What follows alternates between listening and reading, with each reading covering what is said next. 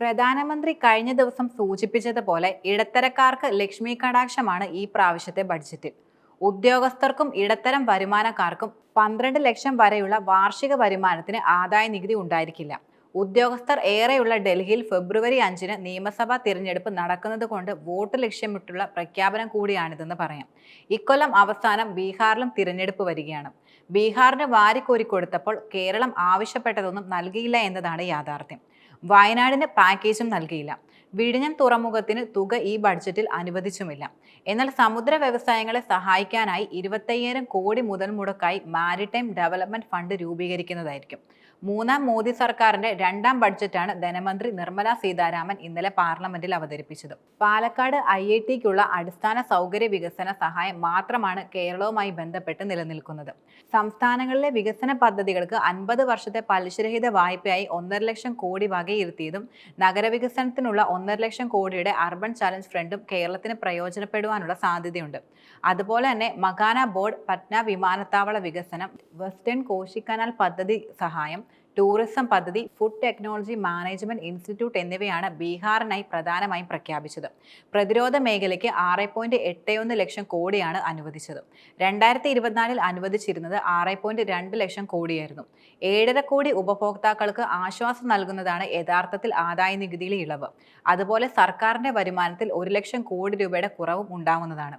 കഴിഞ്ഞ വർഷം പ്രഖ്യാപിച്ച പുതിയ ആദായ നികുതി സ്കീം അനുസരിച്ചാണ് ആനുകൂല്യം പ്രധാനമായും ലഭിക്കുന്നത്. ഭവന വായ്പ, തിരിച്ചടവ്, ഇൻഷുറൻസ് പ്രീമിയം തുടങ്ങിയവ ഇനം തിരിച്ച് ഇളവ് അനുവദിക്കുന്ന പഴയ സ്കീം ഇതോടെ അപ്രസക്തമാവുകയും ചെയ്യും. ശരാശരി 1 ലക്ഷം രൂപ വരെ പ്രതിമാസം വരുമാനമുള്ളവർക്ക് ആദായ നികുതി ഉണ്ടായിരിക്കുന്നതല്ല. ശമ്പളക്കാർക്ക് 75,000 രൂപ സ്റ്റാൻഡേർഡ് ഡിഡക്ഷൻ ഉള്ളതിനാൽ പ്രതിവർഷം 12.75 ലക്ഷം വരെ ആദായ നികുതി ഉണ്ടാകില്ല. 4ന്റെ ഗുണിതങ്ങളാക്കി 7 ആദായ നികുതി സ്ലാബുകൾ, അതായത് നിലവിൽ 6 പുതിയ സ്ലാബിൽ 12 മുതൽ 24 ലക്ഷം രൂപ വരെ വരുമാനമുള്ളവർക്കും 70,000 രൂപ മുതൽ 1.1 ലക്ഷം രൂപ വരെ ലാഭം ലഭിക്കും.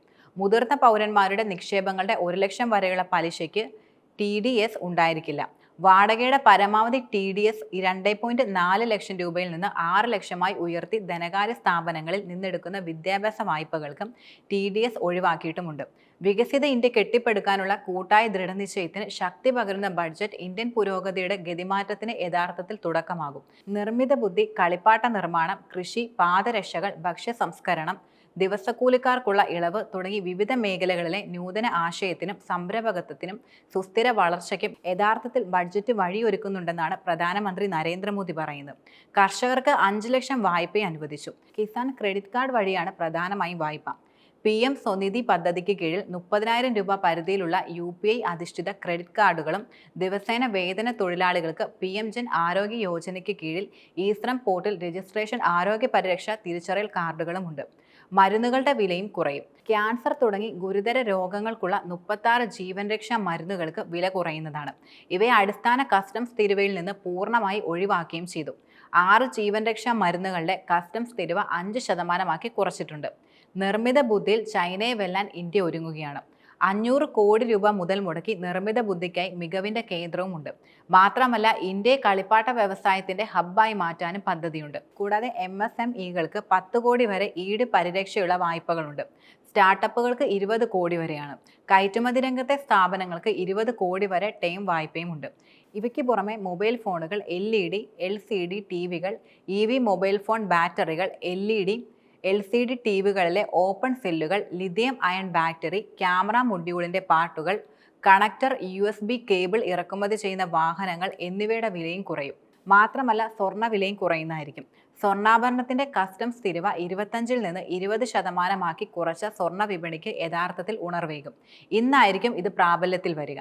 പ്ലാറ്റിനം ആഭരണങ്ങളുടെ നികുതി 25%-ൽ നിന്ന് 6.4% കുറയ്ക്കുകയും ചെയ്തു. വില കൂടുന്നത് ഇന്ററാക്റ്റീവ് ഫ്ലാറ്റ് പാനൽ ഡിസ്പ്ലേയ്ക്കും അതുപോലെ നെയ്ത്ത് തുണിക്കുമായിരിക്കും. ഈ പ്രാവശ്യത്തെ ബഡ്ജറ്റിലും കേരളത്തെ മറന്നു എന്നത് സംശയമില്ലാതെ പറയാം. വയനാടിന് വേണ്ടി പ്രത്യേക പാക്കേജ് അനുവദിച്ചില്ല. മൂന്നാം മോദി സർക്കാരിന്റെ രണ്ടാമത്തെ ബഡ്ജറ്റിലും കേരളം എന്ന വാക്കില്ലെന്ന് പറയാം. ഈ പ്രാവശ്യം എയിംസ് ഇല്ല. സംസ്ഥാനത്തിനായി പ്രത്യേക പദ്ധതികളുമില്ല. വയനാട് ദുരിതാശ്വാസത്തിനായി പ്രത്യേക പാക്കേജ് ആവശ്യപ്പെട്ടിരുന്നു, എന്നാൽ അത് അനുവദിച്ചില്ല.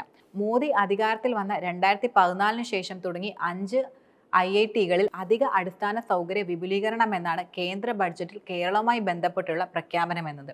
2015 ജൂലൈയിലാണ് പാലക്കാട് IIT ആരംഭിച്ചിരുന്നത്.